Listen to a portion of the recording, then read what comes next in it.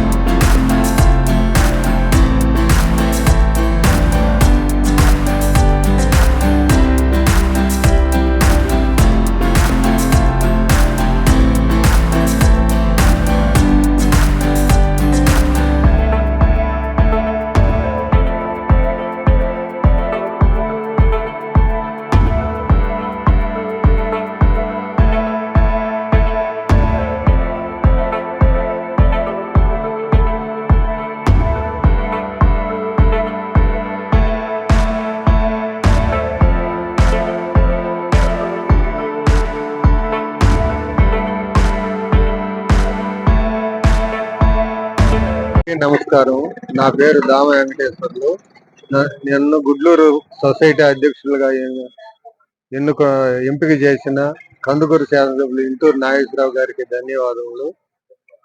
Gudluru society పరిధిలో 16 పంచాయతీలు ఉన్నాయి. ఈ సొసైటీలోని అందరి రైతులకు సొసైటీ తరఫున సహాయ సహకారాలు అందిస్తామని, సొసైటీని అభివృద్ధి పదంలో నడుపుతామని తెలియజేస్తున్నాము. ఎంపిక చేసిన సహకరించిన గుడ్లూరు తెలుగుదేశం పార్టీ నాయకులకు, కార్యకర్తలకు నమస్కారాలు.